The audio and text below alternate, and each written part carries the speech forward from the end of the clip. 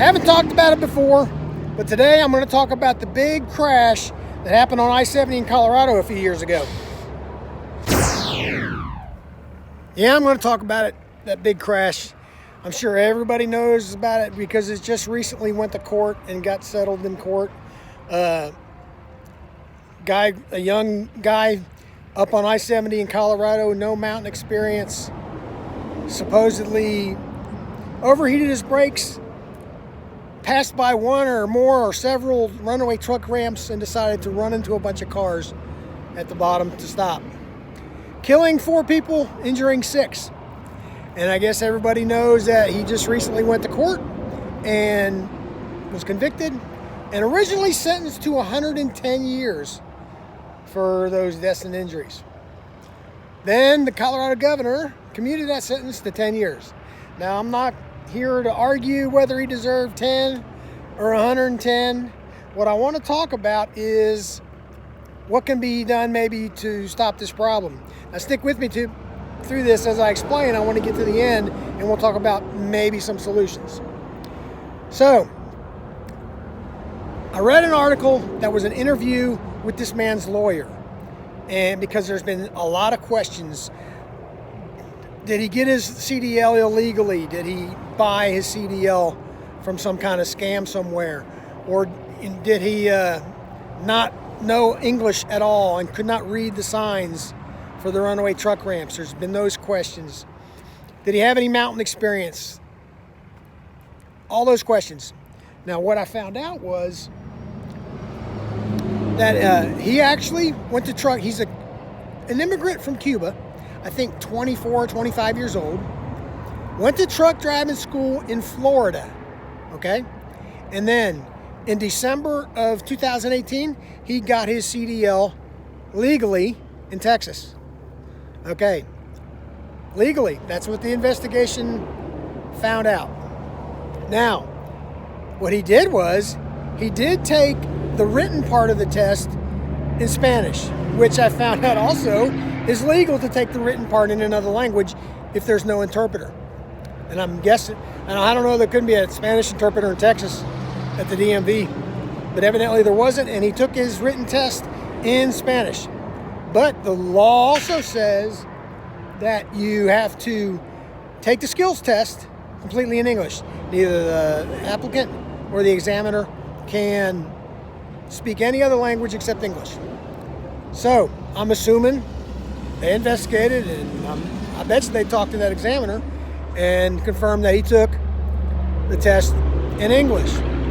So the lawyer also said that he can understand and write and read English real well. He doesn't speak it real well, but he can communicate. And he said in the trial, if you watch the video of it, you can see that he could communicate with people, because the law says you have to read, speak, and understand English.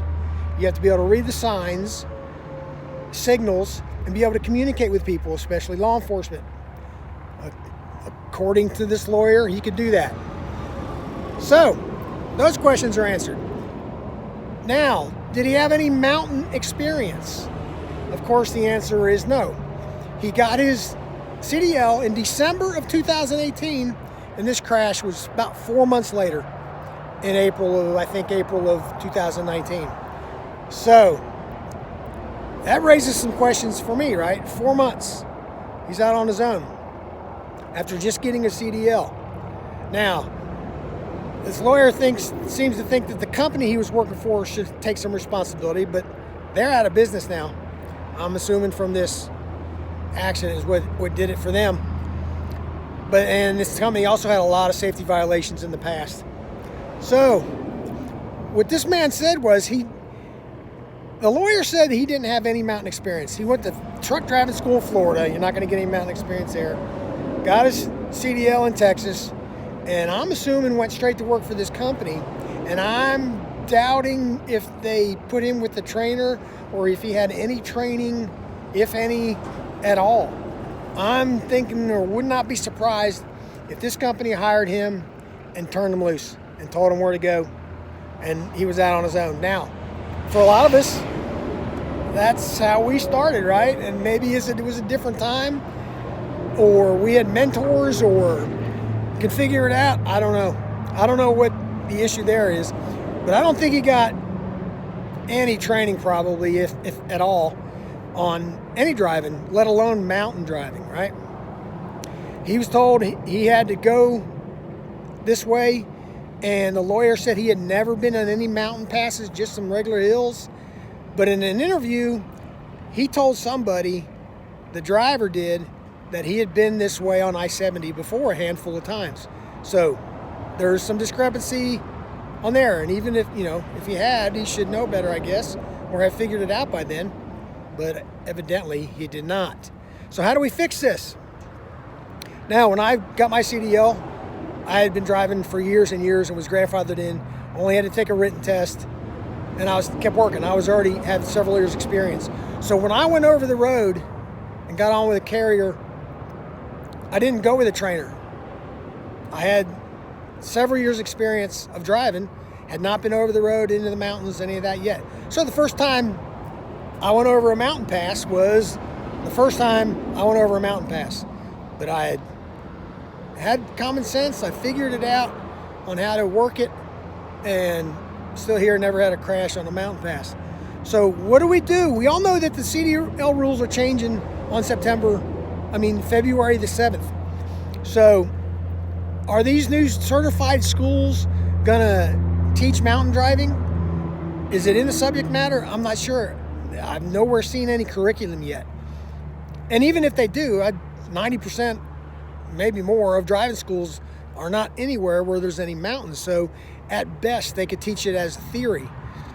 So when these new drivers get to their companies that they go with, I don't know if there needs to be a new regulation, or if these companies can step up and do this on their own to make sure they put these drivers with a trainer for a certain amount of time and make sure that they have some mountain driving experience and training before they're turned loose.